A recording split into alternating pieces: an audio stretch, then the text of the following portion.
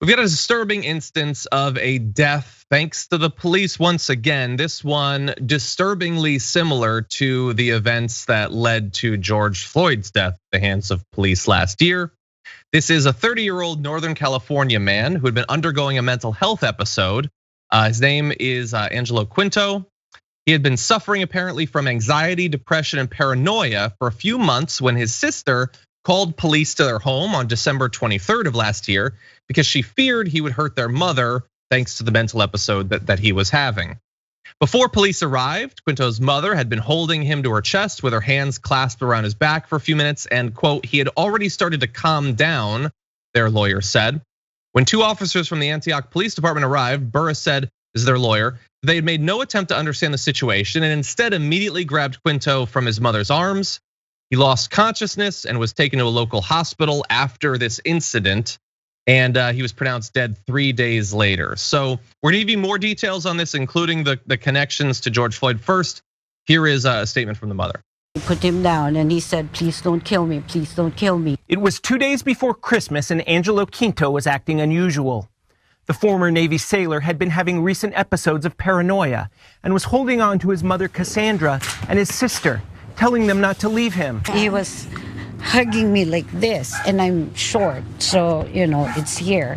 His sister Isabella called 911 while Angelo's mother put him in a bear hug on the floor of their home in Antioch. When police arrived, they said Angelo had calmed down, but officers restrained him anyway. One officer was holding his legs, and the other officer had his knee or lower leg. When paramedics got there, Angelo wasn't moving and blood was coming out of his mouth. Cassandra took this video on her cell phone when she realized something was wrong. I was there, I was watching them, trusted them. I thought, they know what they're doing.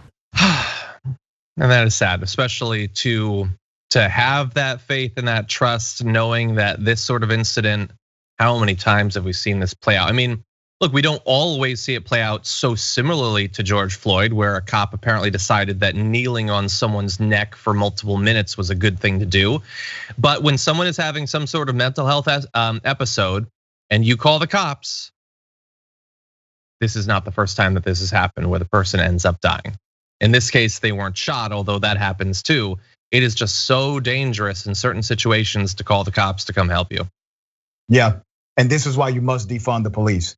The defund the police movement is so necessary and so needed to help law enforcement understand their true role. The reason why defund the police is required now is because it reprioritizes the budget. It reprioritizes the training. You have a family calling 911, and that family is expecting help. That family is expecting rescue. That family is expecting resolution, not expecting their loved one to be killed by the very people they pay to protect and serve them. So now what's happening? These instances are not new. They are being more publicized, some are being recorded, but they are not new. Unfortunately, the way we have allowed uniformed police officers to basically create their own avenue and their own rules about how they engage with the community has hurt not only us, but has hurt their industry.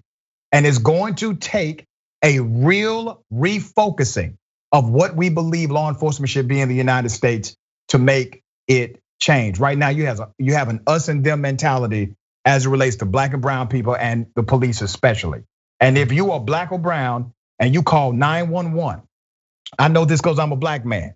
If I have to call 911, which will be the last resort, but if I have to, that means I have prepared in my mind for something insane and unthinkable to happen. And I never should have to make that kind of decision by calling an agency of the government who works for me.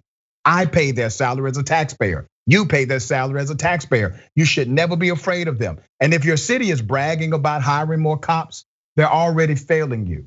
Because if you're hiring more police officers, that means that you're simply reacting to more crime. You're not addressing crime. You're not spending money on what causes the crime. You're not taking that overinflated budget and taking care of your homeless, those that are addicted to drugs and alcohol, those that are in poverty. Because if you actually address the underlying issues of criminality in the first place, your city will brag about needing less cops. That should be the conversation. Exactly. Yeah, and you should never feel any of that when you call these people that are supposed to be experienced, they're supposed to be trained to handle these situations. And you might look at this sort of outcome and think, well, I guess they weren't trained, but they were.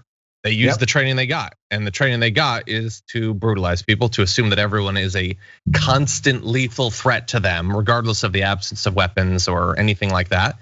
And so they do this. And who thinks the cops should be responding to these? The cops don't actually think they should be responding to these sorts of situations or want to, but they want the money. Yep. There should be people who are trained specifically to deal with these things. That is the whole point of defunding the police. It is not to get rid of emergency services. It is to set them up in a way that they will actually serve the communities. Ideally in a way that doesn't result in more needless deaths. So we could have that, or we could just shovel more money over to the cops so they can get fancy sniper rifles and vehicles intended to survive mine blasts and all of that. We've made the decision across America. The question is, are we gonna make a different decision going forward? That's very well said and well put.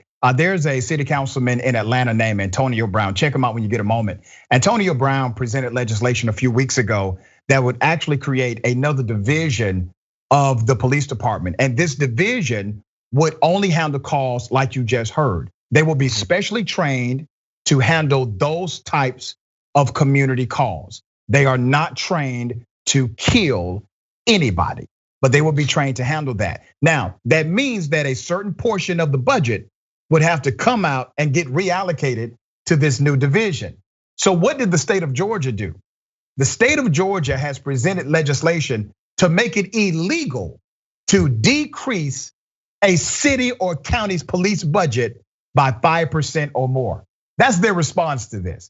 They don't even have to get involved. They could just be silent, let local government handle local government. But instead of doing that, the small government people, they are presenting legislation to limit a local government's ability to even defund the police at a level of 5%.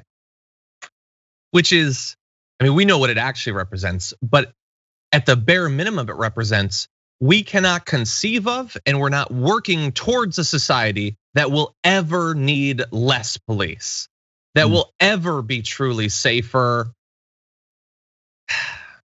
And fiscal conservatives, yeah, fiscal conservatives. Imagine like trying to set some sort of max on how much they can increase the national military budget each year. Their heads would exactly explode like some sort of new experimental and expensive military bomb. Yeah.